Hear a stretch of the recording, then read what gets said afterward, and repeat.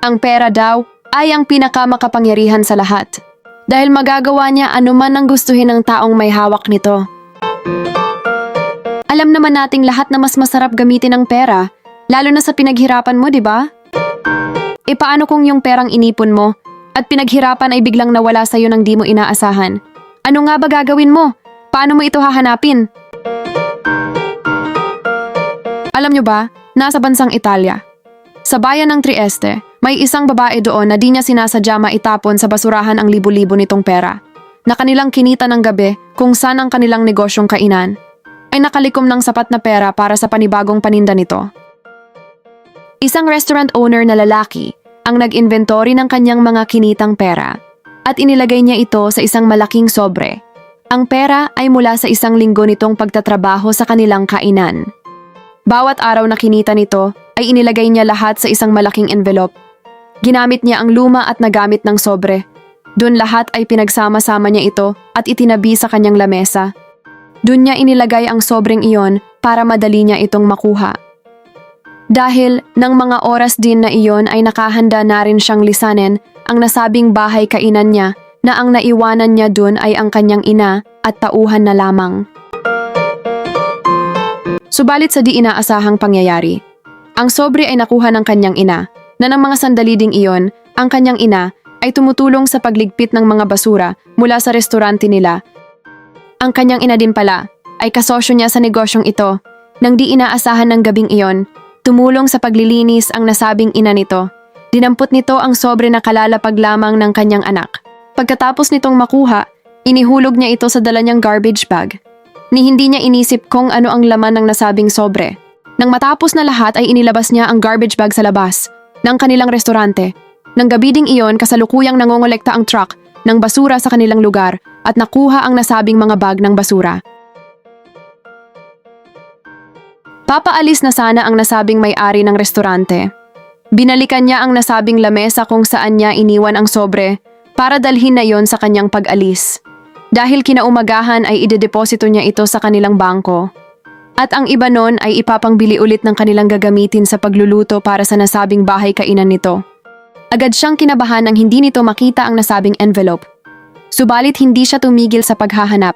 Lahat ng naroon sa lamesa ay tinanggal na niya. Umaasa pa na nandun lamang iyon at makita niya pa ito. Subalit bigo siyang makita ito roon. Doon ay nagsimula na siyang magpanik. Hinanap na niya ito kahit sa ang sulok ng restaurante. Pinakalma din niya ang kanyang sarili, inisip niya na lang na nakalimutan niya ito at nailapag lang kung saan. Sinubukan na din niyang magtanong sa kanilang mga kasamahan. Kabilang na ang kanyang mga tauhan ron. At nang hindi nila ito mahanap, nag-isip na siya na ninakaw ito, ngunit agad na sumagi sa kanyang isipan ang kanyang ina na wala pang alam sa paghahanap ng nasabing sobre ng kanyang anak. Agad niyang tinungo ang kusina ng restaurante kung saan naroroon ang kanyang ina. At nang makita nga niya ito roon, agad siyang nagtanong sa ina. Tinanong niya roon ang nasabing pera kung napansin niya ba ito. Ipinaliwanag din niya na nakalagay ito sa isang malaki at gusot na sobre.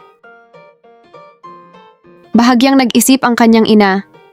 Kung may nakita nga ba ito, dahil sa katandaan na rin ng ina, nanlumo ang lalaki sa tinuran niya. Sinabi ng kanyang ina na nadampot nga nito ang nasabing sobre. Dahil sa gusot na ito, inakala niya na isa na itong basura. At isinilid sa isang garbage bag pagkatapos ay itinapon kasama ng ilang mga basurang kinarga ng truck. Sa halip na magalit ito sa kanyang ina, mabilis itong nakaisip ng paraan, agad nitong tinungo ang himpilan ng pulisya roon.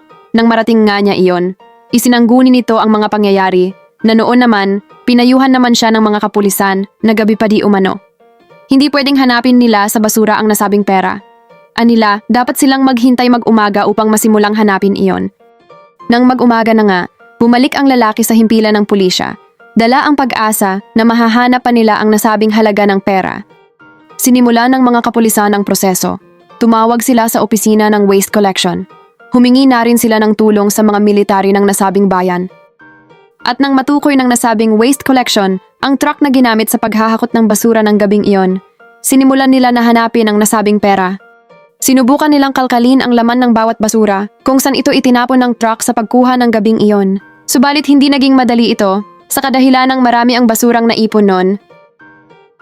Inabot ng 3 araw nilang paghahanap, nahukay nila ang nasabing bugkos ng pera. At nang tuluyan nilang naisalba ang pera. Buo pa ito?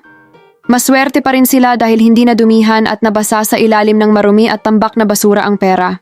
Agad nila itong itinawag sa may-ari para i-turn over ito. Lesson learned. Kayo dyan mga negosyante.